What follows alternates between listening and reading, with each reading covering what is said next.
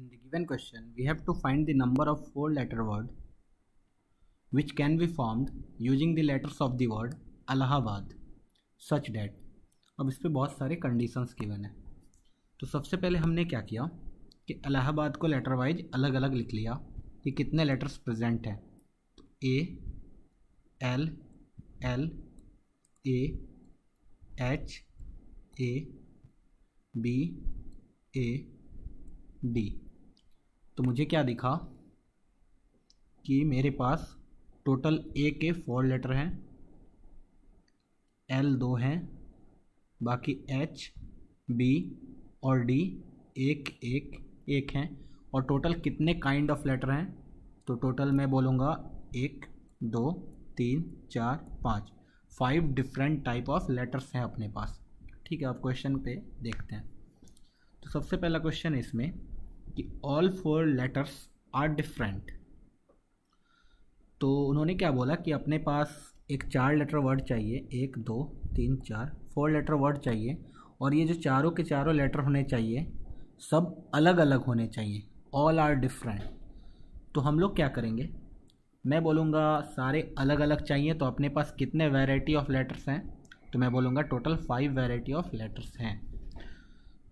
ठीक है, तो मैं क्या करूँगा, मुझे 4 ही लेटर चाहिए, मतलब टोटल मेरे पास कितने वैरायटी चाहिए?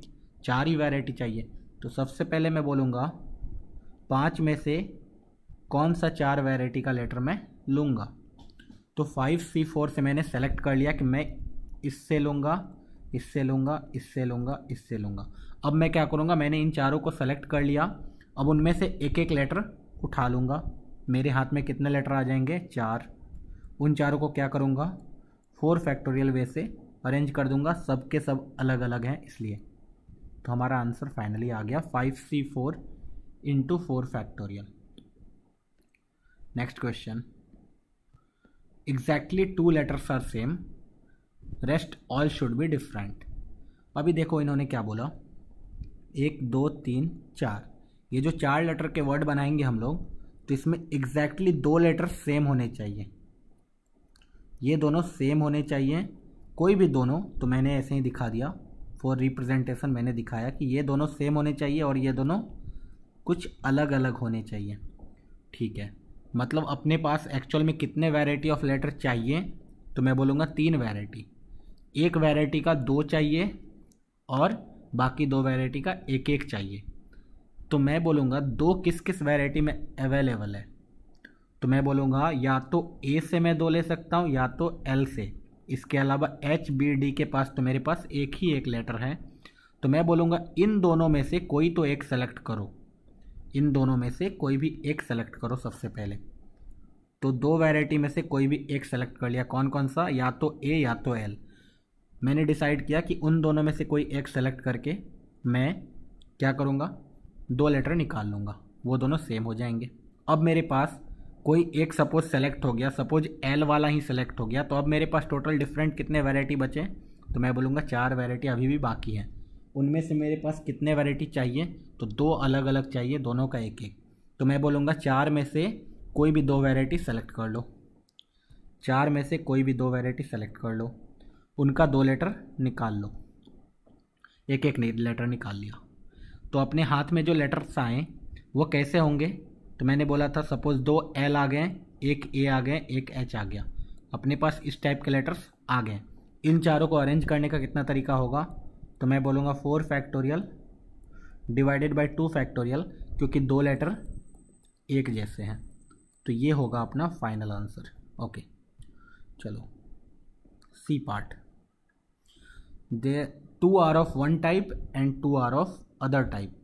तो इन्होंने क्लियर कर दिया कि अपने पास 1 2 3 4, ये जो 4 लेटर हैं इसमें 2 एक जैसे होने चाहिए और 2 एक जैसे होने चाहिए। ओके, तो यहाँ से डायरेक्टली क्या क्लियर हो गया, अपने पास टोटल 4 ए हैं, 2 एल है, 1 एच है, 1 बी है, 1 डी है। तो यहाँ से तो डायरेक्टली हमने क्लियर कर दिया कि हम लोग एच बी और डी तो ले ही नहीं सकते। हमारे पास ऑप्शंस क्या है? सिर्फ 2। तो मैं बोलूँगा इन 2 वैरायटी में से दोनों को सेलेक्ट करो, 2C2। इन दोनों का कितना लेटर निकालो? दो दो लेटर निकाल लो। दो दो लेटर निकाल लिया। अब बताओ, जब दो दो लेटर निकाल लिया तो अब उनको अरेंज करने का कितना तरीका होगा? तो मैं बोलूँगा मेरे हाथ में टोटल 4 फैक्टोरियल 4 लेटर्स हैं और दो दो एक जैसे हैं, तो divide by 2 factorial divided by 2 factorial. ये हो गया अपना final answer. Okay, D part, word should include L. Word में एल तो होना ही चाहिए and A should not be repeated. मतलब उसने क्या बोला कि अपने वर्ड में 1 2 3 4 4 लेटर जो वर्ड है इसमें एल तो होगा ही पक्का से, और ए होगा, लेकिन ए हो भी सकता है नहीं भी हो सकता है, लेकिन होगा तो रिपीट नहीं होगा उसने बोला। अच्छा, अब इन्होंने एल के बारे में कुछ बताया ही नहीं, इन्होंने बस बोल दिया एल होना चाहिए। और अपने हाथ में एल कितने हैं? तो मैं बोलूँगा 2 एल हैं। मेरे हाथ में टोटल 4 एज हैं, 2 एल और एक एक एच बी डी है। ओके, तो मैं बोलूँगा एल, एल होना चाहिए। एल कितना होना चाहिए? No idea. जब नो आइडिया तो क्या करेंगे? केस बनाएंगे। मैं बोलूँगा कि मान लिया एग्जैक्टली 1 एल हो अपने वर्ड में, या फिर एग्जैक्टली 2 एल हो। दो पॉसिबिलिटी है, 2 से ज़्यादा एल तो हो ही नहीं सकता अपने वर्ड में। तो एग्जैक्टली 1 एल या फिर एग्जैक्टली 2 एल। ठीक है, तो एग्जैक्टली 1 एल। एग्जैक्टली 1 एल का मतलब क्या है कि इसको तो सेलेक्ट किया, उस वैरायटी को सेलेक्ट किया, उसमें से एक एल मैंने निकाल लिया। अब मुझे कितने लेटर्स चाहिए? मैं बोलूँगा 1 2 3, टोटल 3 लेटर्स चाहिए। और मेरे पास कितने वैरायटी हैं? तो एक बोला गया है कि ए शुड नॉट बी रिपीटेड, मतलब सिंपल सी बात है कि बाकी अब जो 3 होंगे वो कैसे होंगे? अलग अलग होंगे। तो मैंने बोला 1 2 3 4, टोटल 4 वैरायटी हैं, मुझे उनमें से कोई भी 3 चाहिए। तीनों का एक एक निकाल लिया मैंने लेटर, और अब अरेंज करना है मेरे पास। तो मेरे हाथ में कितने लेटर्स आ चुके हैं? मैं बोलूँगा एक एल आ चुका है और बाकी के 3 आ चुके हैं, टोटल 4 लेटर्स आ चुका है। तो इंटू 4 फैक्टोरियल, या फिर एग्जैक्टली 2 एल। 2 एल के लिए भी सिलेक्शन तो ऐसे ही होगा, 1C1, मतलब एग्जैक्टली एल वाले को सेलेक्ट किया और 2 एल उससे निकाल लिया। अब मुझे कितने लेटर्स चाहिए? तो 2 एल हो चुका है रिजर्व, बाकी 2 ही लेटर्स चाहिए हमें। तो मैं क्या बोलूँगा, बाकी के 4 ऑप्शंस में से कोई भी 2 सेलेक्ट करो, उनका एक एक निकाल लो।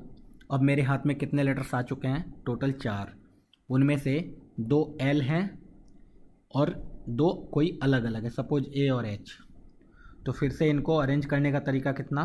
तो मैं बोलूँगा 4 फैक्टोरियल डिवाइडेड बाय 2 फैक्टोरियल। ये आंसर हो गया डी पार्ट का। चलो, ई पार्ट। ई पार्ट में बोला है नो लेटर इज़ रिपीटेड, कोई भी लेटर रिपीट नहीं हो रहा है, मतलब 4 के 4 जो लेटर हैं 1 2 3 4 सब अलग अलग हैं। And D should be present, उन्होंने बस ये फिक्स किया है कि डी होना ही चाहिए। मेरे पास क्या क्या है? तो मैं बोलूँगा 4 ए है, 2 एल है, 1 एच, 1 बी, 1 डी। ओके, अब डी तो होना ही चाहिए, मतलब डी का सिलेक्शन ऑलरेडी उन्होंने कर दिया। तो वो सिलेक्शन तो मैंने भी यहाँ से कर दिया कि डी को सेलेक्ट करने का तरीका, डी फिक्स हो गया। अगर एक डी फिक्स हो चुका है तो बाकी कितने चाहिए हमें लेटर्स? 3 लेटर्स चाहिए। अब कोई भी रेपिटेशन नहीं होगा, मतलब सबके एक एक चाहिए। तो मैं बोलूँगा मेरे पास वैरायटी कितने? 1 2 3 4, इन 4 में से कोई भी 3 वैरायटी सेलेक्ट करूँगा, उनका एक एक लेटर निकाल लूँगा। ओके, जब लेटर निकाल लिया तो मेरे पास अब हाथ में कितने लेटर्स हैं? मैं बोलूँगा 4, एक डी और बाकी के 3, तो टोटल 4। उनको अरेंज करने का तरीका 4 फैक्टोरियल। ये हो गया अपना फाइनल आंसर ई पार्ट का। एफ पार्ट बोला है वर्ड शुड इधर स्टार्ट विथ एच और एंड विथ डी। उन्होंने क्या फिक्स किया? 1 2 3 4, 4 लेटर जो वर्ड बना रहे हो, तो यहाँ पे बीच में देखो ध्यान से, और बोला गया है। और का मतलब क्या होगा? इस स्टेटमेंट को कैसे हम लोग रीड करेंगे? तो मैं बोलूँगा हो सकता है वर्ड एच से स्टार्ट हो, ठीक है, ये एक पॉसिबिलिटी है।